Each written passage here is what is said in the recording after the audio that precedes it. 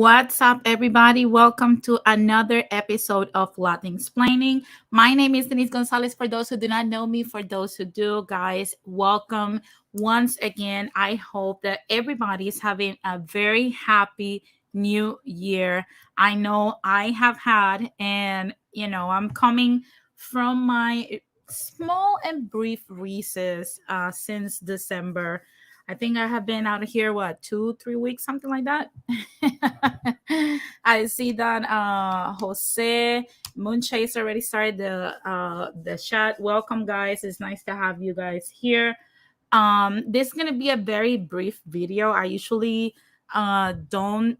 I didn't want to do a video until the 15th, probably till the end of January. I'm really, really busy. This new year has started crazy for me because you guys know I'm doing the whole billionaire mindset challenge. I will get in touch with that later during this month, and it's been killing me. It's been killing me, but so far so good. I hope that you guys have started, your challenges and everything. Hey, Morena, happy new year. I hope that you guys have had a very pleasant celebration with your families. And for all of us that our families are far away, this Omicron, oh my God, don't get me started with the Omicron, okay? Omicron ruined Christmas. Omicron was, instead of Omicron, we should have called it the Grinch variant. It ruined many, many, many Christmas gatherings. But look on the bright side. We didn't have to see our awful Tia that always has an attitude. I'm joking. I'm joking. But anyway, guys, like I said, this is going to be a very brief video. I just wanted to touch base on something that it's been gaining a lot of traction, especially for Puerto Ricans all over the place. And I wanted to share my perspective on the situation. And I reported a little bit on it on my Instagram. I don't know if you guys watch it or read what I posted, but I'm going to share with you guys the actual piece of news of what happened. I don't know how many of you guys know Ismael Cruz Cordova, which is a Puerto Rican actor based here in LA. Recently as yesterday, he took to his social media to denounce something that we all have known for a while, but we didn't have somebody that was well known in the entertainment industry that actually will point this out the way he did. And if you don't know what I'm talking about, I'm going to try to read a little bit of what he said. He basically denounces the discrimination pattern against Puerto Ricans when it comes to real estate. And if you don't know who Ismael Cruz Miranda is, this is him. Basically, he posted on his social media yesterday that he has been trying for years to acquire property in the island, and it has been a very rocky road because every time he emails someone or gets in contact with a real estate agency that's actually Puerto Rican, he doesn't get any response. So he took matters into his own hands, and he wanted to confirm if it was something done just for Puerto Ricans trying to buy property in the island. So what he did is that he talked to one of his British friends and told him, hey, let's just bid for the same properties and see if you get a response instead of me, because your last name looks more, Anglo or American or whatnot. So his friend went ahead and did that. And guess what? They immediately responded to him and tried to close the deal with him, and then messaged Ismael Cruz saying that they went with someone from Europe rather than with him to sell the property to that other person that's non-Puerto Rican. So for all of you guys that just started following me, I think in season 2, during season 1, I spoke a lot about this whole tax haven situation, why we're seeing this situation right now, why Puerto Ricans are being pushed out. And basically now we're seeing more and more proof of what it was redlining for African Americans here in the United States. We're seeing it in our beautiful island, Puerto Rico, to the point that most of the coastline right now, it's owned by gringos. it's it's something insane. And on top of that, they are building in the same irresponsible ways that they are building in Miami, and not taking into consideration that a lot of these people that have been living there for a very long time, um, don't want to have their views blocked, that you cannot build from a certain distance from the actual beach and whatnot. So they're coming in, buying not only the coastline, they're also buying the outskirts of our national forest. They're buying properties inside of the island in droves.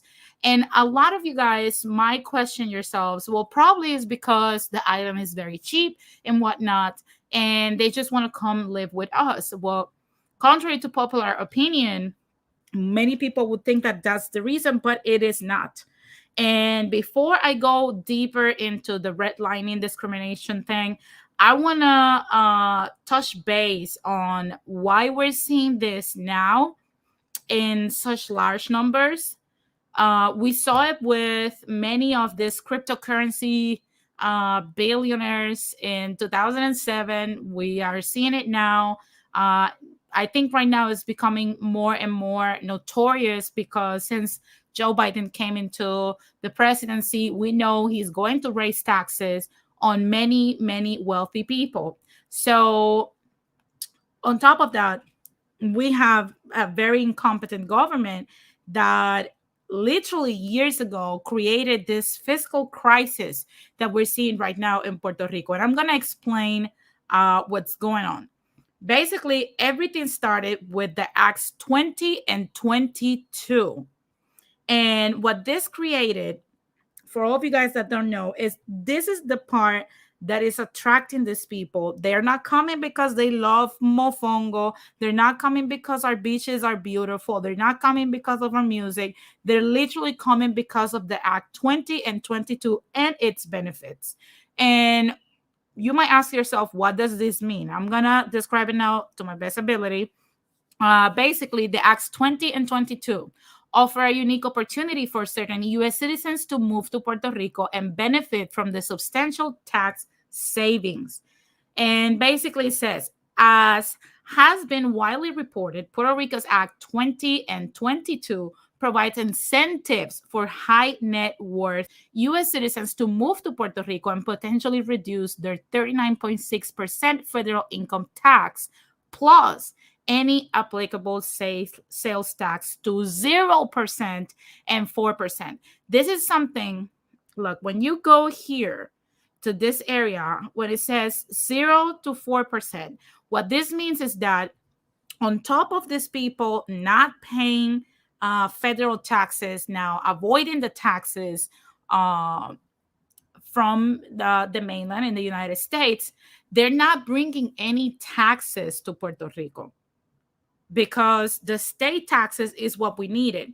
According to the government officials that created both of these acts, what they wanted to do was to encourage business buildings and the creation of jobs by making it very attractive for investors to come and generate jobs so that the island could be more sustainable. However, if you're not going to actually pay any state taxes, you're cheating Puerto Ricans out of a lot of money, because at least, like, for example, follow the example of California. The state of California pays the least amount of federal taxes. However, the SALTs, which is the state and local taxes, are very high. So that there's a lot of money that stays in here, so that a lot of those taxes can get reinvested into the infrastructure or many other programs and subsidies for people.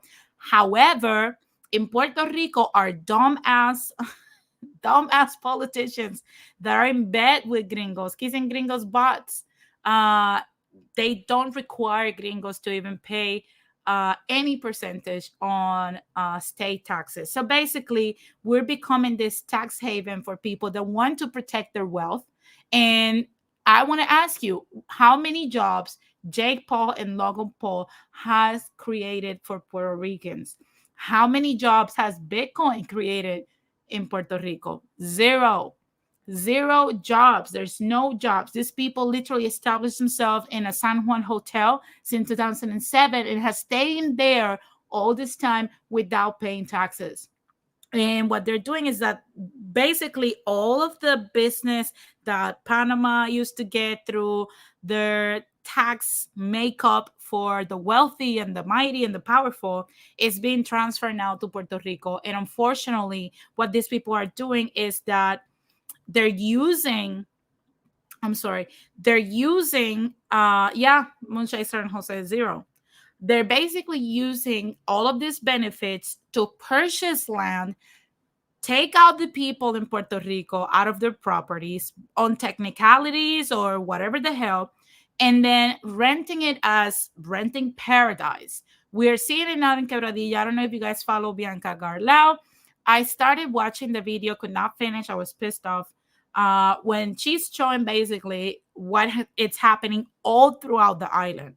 Basically, this Italian gringo came in 2014 and decided to rent a condo that other Puerto Ricans have lived in for years. And he decided that he wanted to buy it for $1.8 million. And he has an amazing ocean view. So he literally sent a letter to everyone last week that they had, well, in November, that they had to move out last week because he's going to turn it into a hotel. So, hey, Pamela, and hey, United States of American Freedom Nationalist Party. Yes, they want Puerto Rico without Puerto Ricans.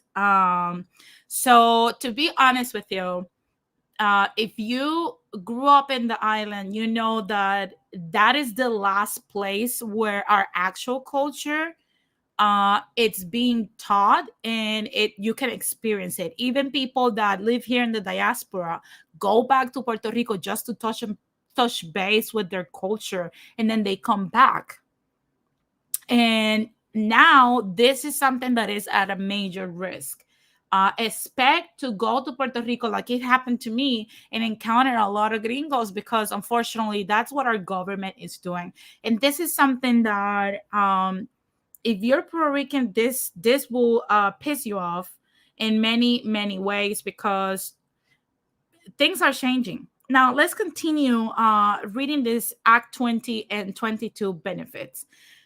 It basically says the proper structuring of business operations and investments for compliance act with Act 20 and 22 requirements, and the avoidance of unexpected tax cost requires an experienced and knowledgeable legal team, obviously, that the wealthy can afford. And basically, this legal team of all of these vende patrias from Puerto Rico are offering their services to U.S. citizens, only U.S. citizens that live here in the U.S., to move to Puerto Rico to avoid paying taxes, federal and also state taxes. So, of course, as you guys might know, all of these people that I highlighted here, all of these vende patrias, are Puerto Rican lawyers helping people from the outside to come in and basically push Puerto Ricans out. And I see that Pamela says it's up to us in the States and the diaspora to actually do something. Waving the flag and saying you're Puerto Rican is not enough. Save our isla. I agree 100%. However, I think we have to learn that there is not a lot that with words we can do. I believe that it's time for us to start becoming a very an inconvenience for these people to actually come in. And also, another thing that we can start doing is requesting our absentee ballots to actually vote in the general elections in Puerto Rico every 4 years. So if you don't know what I'm talking about, I'm going to try my best in the near future to actually bring more information on who can and how to vote from afar, so that you can support that. The first thing we need to push out is this freaking incompetent MFs running, punching down on our people and kicking us out. And I speak from experience. It's something that unfortunately,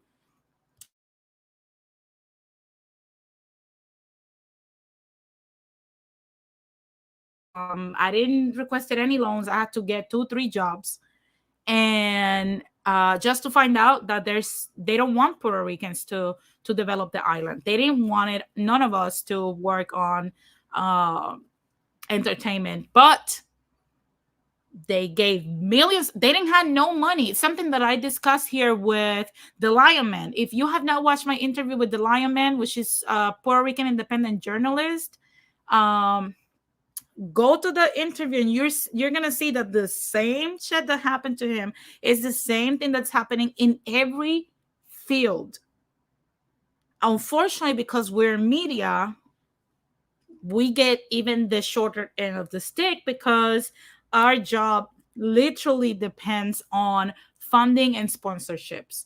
So, to be honest with you, I knocked on every door. I even went to the Department of Tourism. I went to everywhere.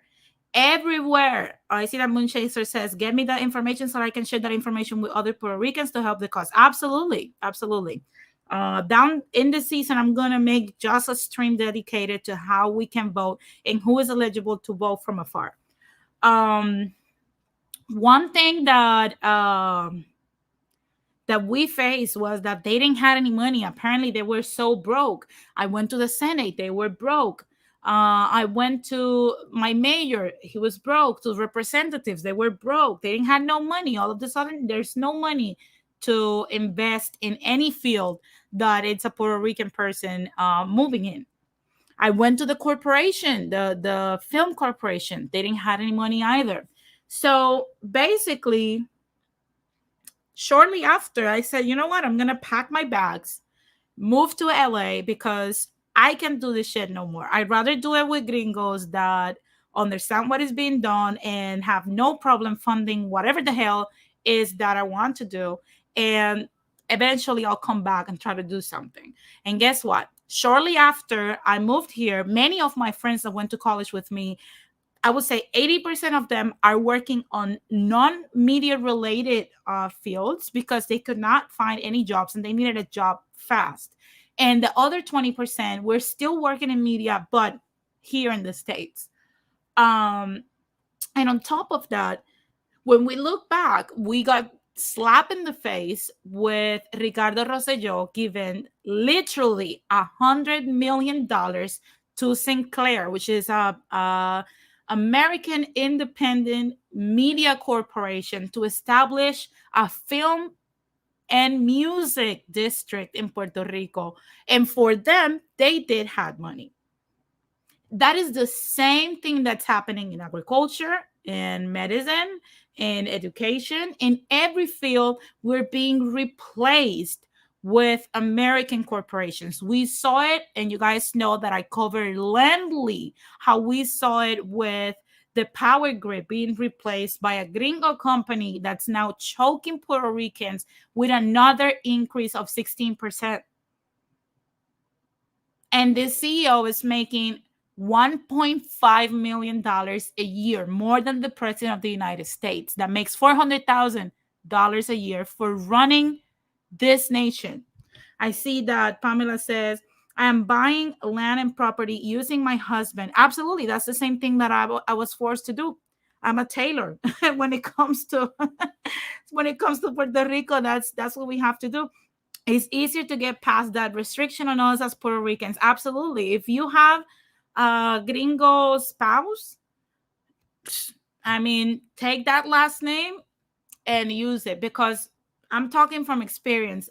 When it comes to doing business in Puerto Rico, I am a tailor. When it comes to who I am, you guys know me as Denise Gonzalez. But unfortunately, that's what we're forced to do because there's no other avenue with these people. They will see a Puerto Rican trying to do something. They will block you and put a lot of red tape so that you cannot get through because they just want you out. Period. So, for many of you guys that don't understand, after what I have said, uh, yes, United States of America, whatever. That documentary is on Bianca Garlau, whatever. Her name is. I'm gonna try to reach out and see. They were not necessarily Afro Boricua. They were just Puerto Rican tenants, and he's turning into a hotel. Now, my thing is, there's another threat that people are not seeing. I don't know if you guys have noticed, but there's like a lot of things coming out that's like highlighting Puerto Rico left and right. And this makes me cringe simply because I've seen this before with another island that got fucked up, and that was Hawaii. I don't know if you guys remember, when Hawaii was another colony of the United States, and a lot of Hawaiians were having the same issues. And eventually, when a lot of gringos bought Hawaii and made it their haven, a lot of Hawaiians were pushed here to the mainland, and because they couldn't find any jobs, they couldn't find anything. The cost of living was like skyrocketing. And then when a lot of them moved out here and only like a very small portion of them were left, that's when they decided to make Hawaii a state. And after that, on technicalities, they rob Hawaiians of their land. And if you think Puerto Ricans are not this close to do this, I'm going to highlight something that I have found here. I'm sorry.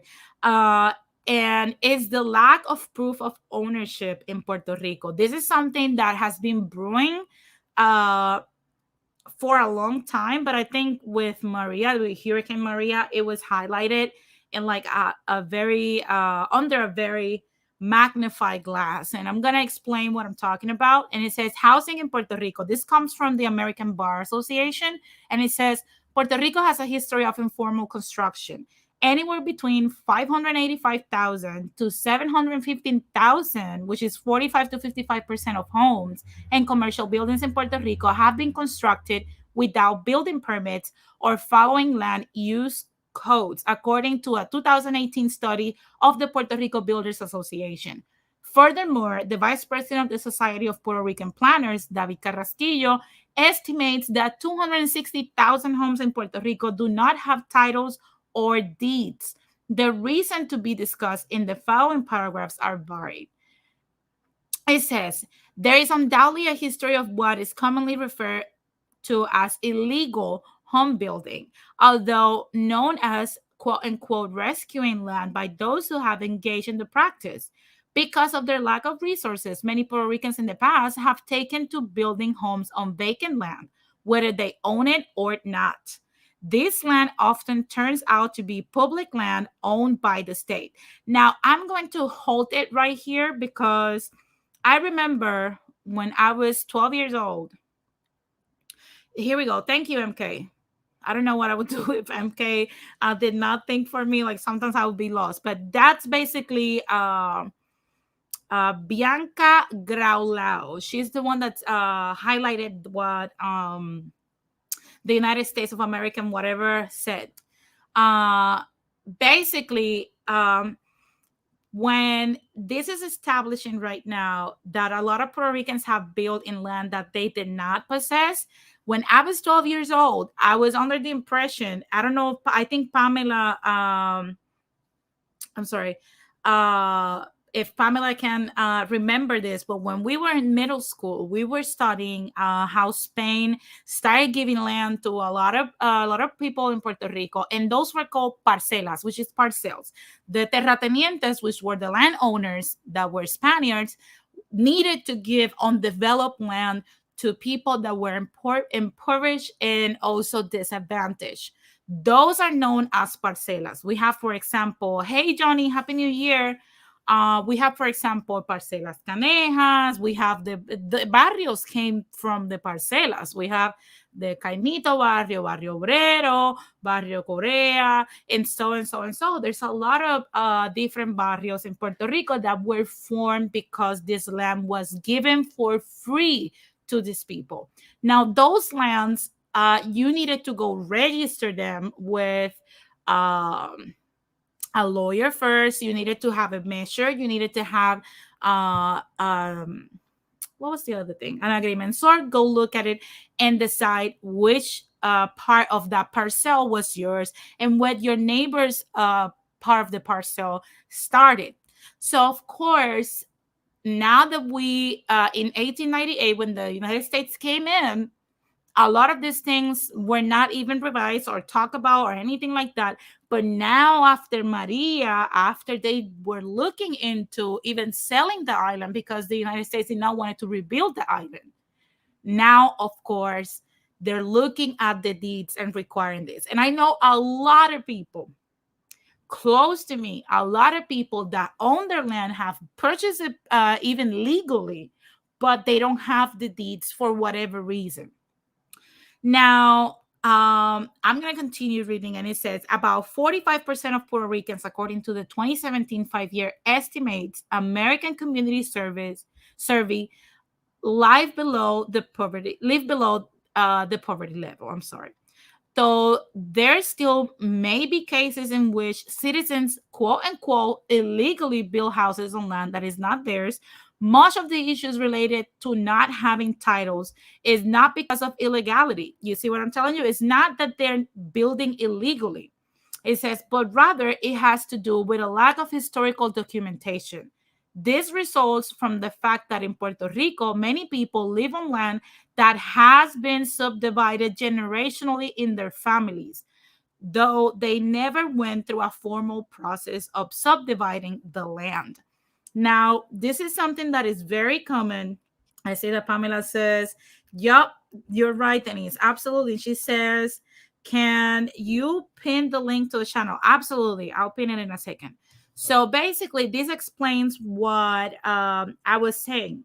There is a lot of issues that are unfortunately coming up now simply because, give me one second, simply because the way we do business or the way we were used to do business was different, and a lot of our people don't have the proper education.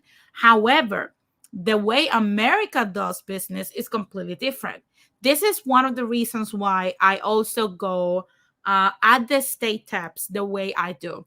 If Puerto Rico were to be pushed today to become a state, I want you to understand that all of that land that your abuelas, your tias, your vecinos, your primos, your whatnot, all of these people will lose their home, just like Hawaiians did, because they had the same issue, because they had the same colonizer before we do, which is the same one we did, which is Spain. And that was the way they did business, period. So the laws of the United States are completely different when it comes to own land, and you have to do a whole full-blown documentation. And if you don't have that up to date, your land is not yours, and they can seize that land from you. So I don't know if you guys are seeing the writing in the wall, but I am. If you're seeing the writing in the writing in the wall, put a number 1 in the chat. If you can't see it, then put a number 2. What's up, Maceo? I see that he says in the 1920s, American companies and banks started buying up land in order to lease it back to the Jíbaros so they can work the agriculture, monocultivo de caña. It was a type of feudalism. Absolutely. Absolutely. I remember when my grandfather purchased a lot of land precisely because of that. And in Puerto Rico, there's a lot of traditions, and one of them is inheriting your kids' land. My grandpa did it with my father did it with me and MK, and we're going to do it with our kids. So it's something that generation after generation, a lot of people inherit their parents' home. However, there's no proper documentation in most of the cases. So what is going to happen? This is the importance of why sometimes when people tell me, no, what's up, Kim? Welcome. Happy New Year. When a lot of people come at me and tell me, oh, like, I want statehood for Puerto Rico, do you understand what statehood will represent for the majority of the Puerto Ricans living in the island? I don't think that people understand that. Barrios will be cleansed out and they will be bought for at the price of rotten eggs and then rebuilt and sold at Beverly Hills prices, something that Puerto Ricans can't afford. So, to be honest with you, is statehood a good choice for us? When are we going to understand? We need to do something to push out the government incompetence that we have, that is literally in bed with Washington. It's literally in bed with Wall Street because they get money out of these whole deals. They get corporate money. So, of course, to them, they don't care if they sell your island. And let me not go deeper because I have proved here many times that people don't understand. And a lot of people call me crazy. Puerto Rico has not had a Puerto Rican, actual Puerto Rican as a governor. Never. Never.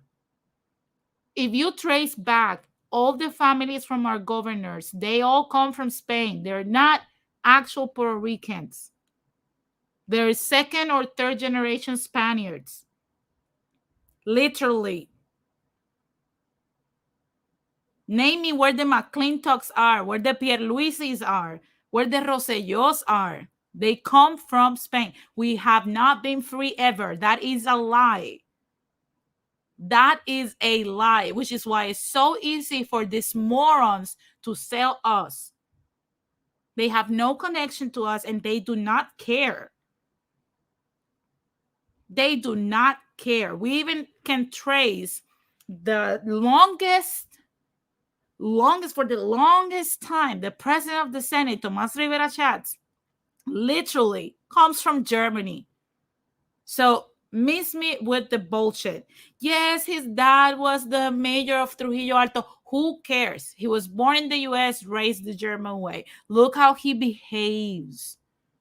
I see that Maceo says, with all the gringos moving to Puerto Rico for tax evasion purposes, statehood is as good as dead. Let me tell you something. Statehood might be as good as dead, but let me tell you one thing. After this whole thing with the redlining and the gentrification that we are seeing right now, eventually these people are going to push for statehood. Mark my words. Once this stuff stop existing, this whole benefits or anything changes, they're going to push for statehood. Literally, they're going to push for statehood. Happy New Year, Johnny. I see that Pamela says statehood will push us to be like every other struggling state, and we're already struggling. Absolutely. Absolutely. That's why I always say, I'm like, I respect people that have that ideology of becoming a state. But to be honest with you, I don't share it. I don't think that, I should change your opinion if you believe in that. But I want people that believe in statehood as the solution for us to prove to us in data and numbers how would that benefit your regular day-to-day Puerto Rican. Because we have done the numbers and it doesn't. It just doesn't. So you guys got a pretty you know a pretty good example of what I've been talking about when it comes to the whole being pushed out and what's going on. And I know that a lot of the slow taps, Hispano taps, and all the taps that I have here that sometimes watch my channel and whatnot, a lot of them sadly comes from Puerto Rican descent. And that is the most, and I don't care if they get offended, that is the biggest disgrace to our collective as Puerto Ricans is having Puerto Rican slow taps and stay taps as well, because we focus too much on criticizing a group of people that we literally mirror. Those slow taps keep saying we're better than this, better than that, following the rest of Latin America. And don't get me wrong, I don't have a problem with the rest of Latin America. If anything, I believe we all have the same problem, the same enemy, just with different attacks and different results. My thing is, as a Puerto Rican, you have a responsibility to your people, to your culture. Otherwise, you're going to stop existing. Now, my thing is, it's very easy for a lot of our slow taps that come from Puerto Rican descent to come here and criticize, for example, African Americans. And I hate to be redundant on this, but as I've stated many times, and a lot of people hated me and said that no, that this is not true. Why do we associate the most with African Americans? Because we share the same problems. And one problem that African Americans have had in this country since the beginning of time is that they are a nation that does not have a home.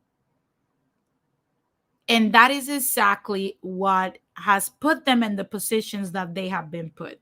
Now, one of the things that I want people to understand is that right now, with what Ismael Cruz Cordova explained, that they do not want to sell him shit.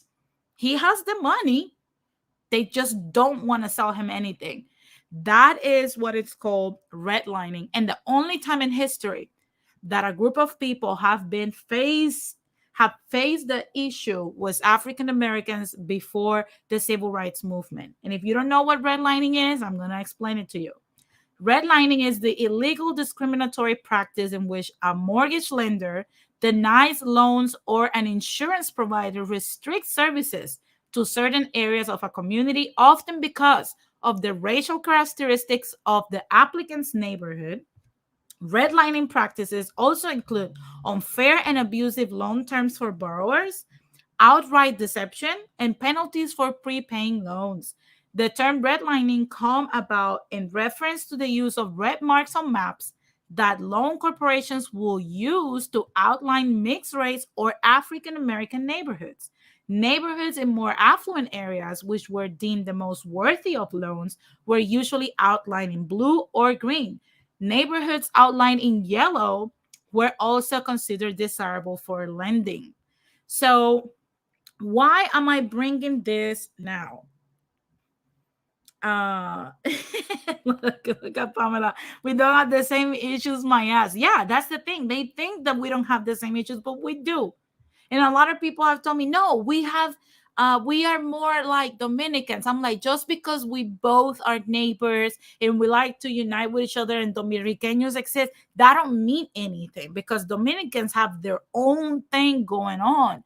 We don't. And the only group under America that has the same freaking issues is African Americans. So miss me with the bull crap.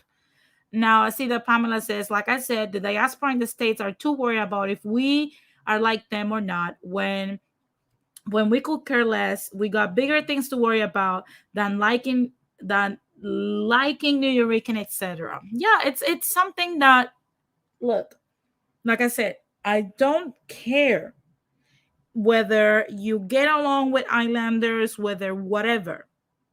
If you are Puerto Rican and you don't do a little bit, nobody's asking you to go out and start something major. Just do your part. Bring awareness or do something. Didn't we just saw Moonchaser? He's New Yorker. Do your little part, your little contribution, whatever it is. But it's time for us to start moving towards doing something before we're seeing paradise being owned by other people and we're over here with no land. Okay, so back to the whole redlining issue. It brings me back to the initial thing that I mentioned about Ismael Cordova, Cruz Cordova, I'm sorry. When he has been trying to purchase land and has been denied of buying land in his own island. This is the problem that we have today. But if you put two and two together and keep going down the line, we've seen history repeat itself because it's obsessed with doing so. We're going to see, I'm sorry, we're going to see that our island will cease to exist. And I've heard the absurd comments from some people that I'm not going to name saying, well, I've been to Tampa, I've been to Kissimmee, I've been to the Bronx, and the culture is very much alive. I'm like, yo, your culture, by being here in 100 years, and we're only 4 freaking million people that are coming out here. First, our language will get erased. We're already seeing it in second and third generation. Why? Because unfortunately, they don't have the time to learn Spanish because they're in the US. Everything runs in English. So they're basically forced to not learn their language. Second, with what time, and sometimes in the places we're at, we don't get the opportunities to teach the culture. Third, schools do not teach Puerto Rican history. They just don't. Fourth, the part of history that we have, we all know is missing a lot of parts that we have to fish from other places. And how the hell would you do that from the United States? How will you teach our culture and our history from afar when you can no longer afford the island? That's what is happening right now. I see that Maceo said the majority of the Puerto Ricans in the US are second, third, and even fourth generation at this point and have no real connection to the island. Yeah, absolutely. There's no connection. Now, I don't blame them for that because I understand why they don't have a connection. Nobody has the time. America is a fast-paced place. Nobody has the time to do that. Everybody that comes here and starts having kids, second, third generation, there's no time to connect nowhere because you're so focused on making it. And that is the future. When I came here after the 2012 massive move from younger Puerto Ricans that were educated, we all came here. 100,000, 160,000 of us came out here at once in 1 year. And every year, 80,000 Puerto Ricans are coming to the United States. Literally, that's what's happening.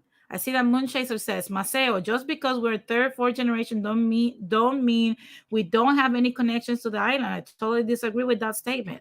Well, I don't disagree with myself. I agree, Moonchaser. There's no real connection. Now, I can blame you guys for that because in reality, you're more connected to the US. You have your own Puerto Rican American culture. We have no connection to the Puerto Rican American culture because we have not been around y'all, and we also don't have the time to connect with y'all the same way there's a disconnect from y'all to us. Now, we don't have time to bridge the gap because we have more pressing issues that we need to attend. That doesn't mean that we're better or you guys are better. What it means is that we have to come together, solve this issue, and probably in the meantime, bridge the gap. But yes, there is a disconnect.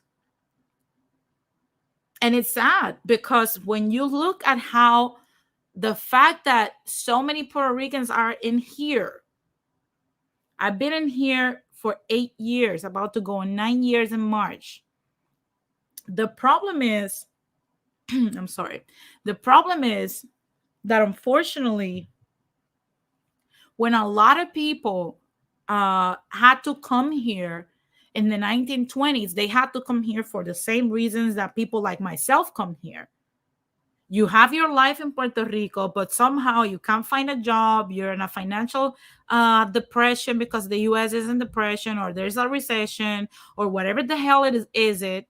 and Puerto Ricans were shipped to the south, to the east, to whatever, to work over there. That established our community, and a lot of them face a lot of discrimination. Now, go back to Puerto Rico and ask how many Puerto Ricans know about the Young Lords. Zero. That is not taught in U.S. in Puerto Rican schools. Zero. Zero. That's not known. That's something that you have to. No, I am not disconnected, Moonchaser. I live until 25 years old in Puerto Rico. How do you disconnect from that? Pamela says, yeah, Maceo is right about that. Puerto Ricans in the States have created a hybrid culture, but there's no real connection besides waving the flag. Yeah, they have their own subculture. We don't know your subculture, and you don't know our culture. It's okay. So back to the original topic. Is Puerto Rico being gentrified? Is Puerto Rico under redlining? Is there preferential treatment to U.S. citizens or people from European descent?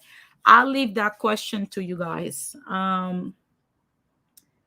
It saddens me what's going on.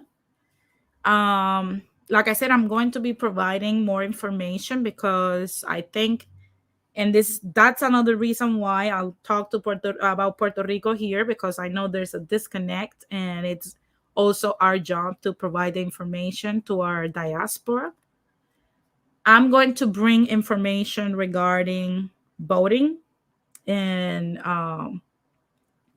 other things on how the diaspora can participate in issues that might interest them, and also to the actual Puerto Rican immigrants that came here like myself, how we can stay in touch with it, and also vote these morons that are destroying our legacy out, because this is getting out of control.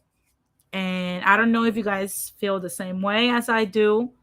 I see that Terrell says, yes, Puerto Rico is being gentrified. Absolutely, I agree. It is being gentrified. It has been like that for a while. I see that Pamela says, Moonchaser, we experienced Puerto Rico, born and raised in it. So we know what our culture looks like. There's nothing wrong with the culture that you guys have created here in the US. Absolutely. I have learned, I have a lot to learn still from the Puerto Rican American culture, but it also pisses me off, all the discrimination that Puerto Ricans have lived here, that we were not aware of. And I wonder, sometimes we need to do like a stream that it talks about bridging the gap, where we discuss both sides of the same coin, and what happened while we were back in the island, what happened to our Puerto Ricans out here. I see that Terrell says rich people from California is coming over, buying up land, businesses, apartment, and houses. Yeah, absolutely. We have Logan Paul, Jake Paul, fucking what's the name of the Bitcoin dude? Pierce, I think, something like that. And we have even Italians buying Puerto Rico. This is getting out of control. But guys, like I said, this was going to be a very short video. If nobody else has I see that Morena says, that sounds good, bridging the gap. Yeah, absolutely. We need to bridge the gap, because, like I said, our education, it's so poor on each other. And, we have to take the time to learn about each other. I see that Moonchaser says, that's the problem. You guys try to separate us from y'all. That's crazy. Just because you grew up there don't mean in any less Puerto Rican than any of y'all, period. I think you're taking this the wrong way, Moonchaser. We didn't say that we are more Puerto Rican than you guys. I said you guys are Puerto Rican American. We are Puerto Rican Islanders. It's impossible, and it's out of reality for us to say that we grew up the same way. We grew up in different ways. One is not better than the other, but it's different. I don't know how to explain it. Like, if somebody grows up in Cambodia, there's no way in hell that a Cambodian American had the same experience and it's the same as the person that's in Cambodia. So it's that's just what it is. It something that we chose to do? No, it was a choice made for us, unfortunately, by the American empire. But it's a reality we have to live with. Our people has been shattered to pieces, and we have to mend the pieces together, but without animosity and chilling out a little bit. I see that Jose says we need a series to talk about the topics you're bringing to our attention. Absolutely. Absolutely. Morena says Moonchaser, perhaps Denise is not aware of the rift between Puerto Ricans and Boricuas on the East Coast. No, I am aware, Morena, but I think it's retarded. I see that Moonchaser says, you said we're disconnected, but I disagree with that. Yeah, you guys are disconnected. Just go to Puerto Rico. The next time you go to Puerto Rico, I want you to ask every Puerto Rican you encounter if they know what the young lords are, if they know why you guys were settled in the Bronx, and if they know about the Rainbow Coalition. I'll leave that to your assignment. He says, stop separating us. We should be sticking together. How am I separating you guys from us? I don't understand. I'm confused. Anyway, guys, like I said, this is not a topic. Like I said, this is not a, yeah, Morena. It's retarded to, you know, keep this animosity between two groups of people that could do more together. Like I said, nobody's trying. You're saying because you're saying is and y'all. Moon Chaser again. I don't get it. Like I said, you grew up surrounded by 7-Elevens. We grew up surrounded by fondas and colmados. Our lives are not the same. Stop creating a different reality. It's not the same. It's just not. But let's ask the people. There's 12 people out here. If you think that island life is the same as American life, put a number one in the chat. If you think people that live in a tiny island of 100 miles wide is the same as an American race person, put a number one in the chat. If you think that life for an islander is completely different than the life of an American person, put a number two. I think there's a disconnect. I see that Pamela says, is a Black American the same as a Nigerian? Exactly. You see, she got my point. A Black American has the African subculture of African American. However, the Nigerian is an actual African. I don't get it. You see, a lot of people, you see, Munchaisa, a lot of people are saying the same thing. It's not the same lifestyle. It's not the same lifestyle. But you weren't, he said, I get the lifestyle is different. I get that part. Exactly. Lifestyles and your surroundings. This has been explained by science. Your what surrounds you, your community, your environment influences a person 100%. 100%. So if you were raised here, you were raised in a different way. You might have Puerto Rican descent, but you don't have the experience of how it is to grow up in an island where you're surrounded only by Puerto Ricans. That's what I'm trying to say. It doesn't matter. It doesn't matter. Morena says, I have no real connection with my Cuban or Dominican side. I'm American first, sadly. Oh, that's sad, Morena. But you know what? You can reconnect. I think that's something that we need to start doing as Latinos, because I have noticed that this is not just a Puerto Rican issue. This is an issue with everybody. Like if you look even Japanese and Japanese Americans, I was talking to a Japanese American like not too long ago, and he was saying that they had the same issue, you know. And she says, but I speak Spanish and still enjoy some of the culture and all of the delicious food. Absolutely, absolutely. But also, you know, we have to start talking to each other I see that Ramon says, "Hey, chica, I'm going to ring the alarm with my relatives about the deeds. It's our island. We need to understand there's power in ownership." Absolutely, Ramon. Absolutely. I'm doing the same. And like I said, this is something that we need to start moving forward. We need to start focusing on what's important right now. What's important right now is to kick this grifters from our island. That's to me, that's the priority. And the rest is something that, it takes two to do something. Moonshacer says, and that's my whole point. We can reconnect as I have been doing. Well, I try to tell you exactly that point. We're disconnected, and you said, "Oh, there's us and you." Jose says, "I speak Spanish like."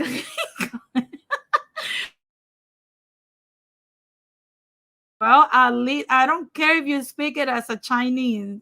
Just keep it moving. Pamela says Puerto Ricans and American Puerto Ricans are the same ethnicity wise. Yes, but the way we grew up are completely different. New York and the island are two different things. Yeah, absolutely. New York is a little bit more comfortable, but also it had more crime and more roadblocks for Puerto Ricans to actually exist.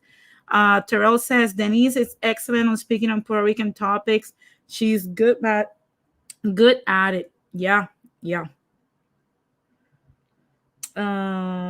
He says you said us and you. I never said that. Yeah, us Islander and you guys American Puerto Ricans. We're not the same. We have the same background and the same ethnic group, but we did not grow up the same, sir. So I don't know. I don't know what's wrong with you. MK says, I used to think the same way, but I see it way different than what I did in the past. Yeah, of course. It's like I said, it's something that I don't know why. Like I said, this is not a topic of what we're talking about. This is not something that should trigger people. Okay, just accept it for what it is. We're different people, and that is okay as long as we're willing to learn from each other and talk to each other. Enough. Anyway, if anybody else, does anyone else has a question regarding Puerto Ricans, gentrification, or redlining, put it in the chat, and I'll answer to my best ability. In the meantime, I'm going to say that I'm going to take some of my future streams are going to be completely in Spanish because I'm going to touch on Puerto Rican topics like a later a little bit more. So, there's some people from Puerto Rico that actually wants to watch this, but they don't know English. So, of course, I have to speak in Spanish for them.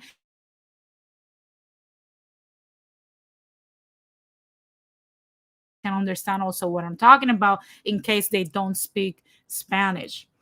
So definitely that's something that's brewing right now.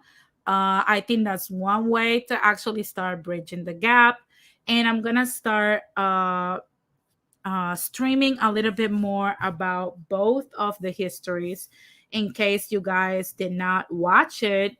I started already with Puerto Rico for Dummies. If you guys didn't watch it and you're part of the diaspora, watch it because that touches base on a lot of the history that we lived in Puerto Rico. And I'm gonna try to do the same with the young lords and whatnot. I see that Moonchaser says, that's my problem though. We need to stop saying us and them. We should be saying us. I'm not triggered, Denise. I'm just saying, no, Moonchaser, it's us and them simply because that's the thing. We need to look, the way I see it is this.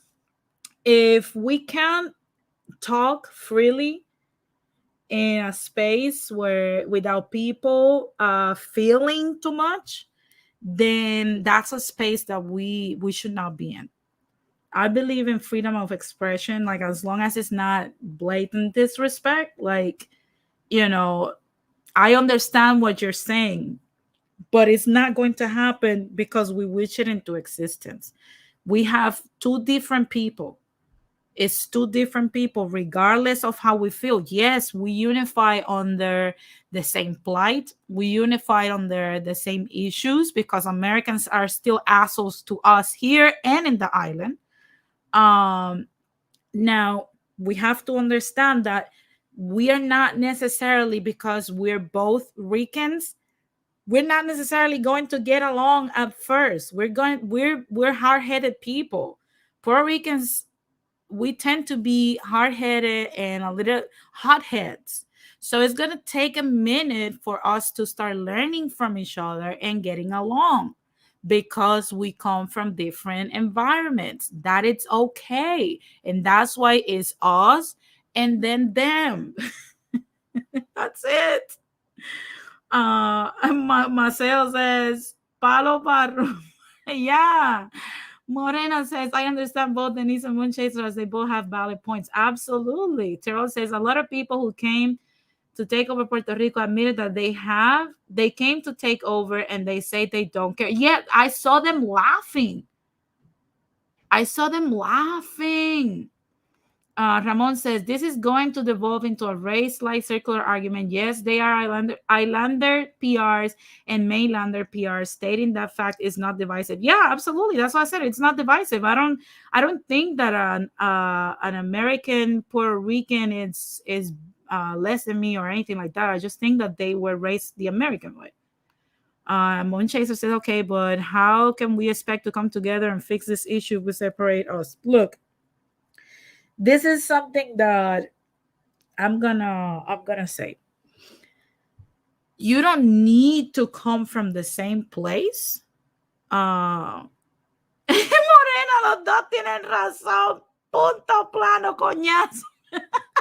Look, we can get to the same destination coming from different locations. We saw it.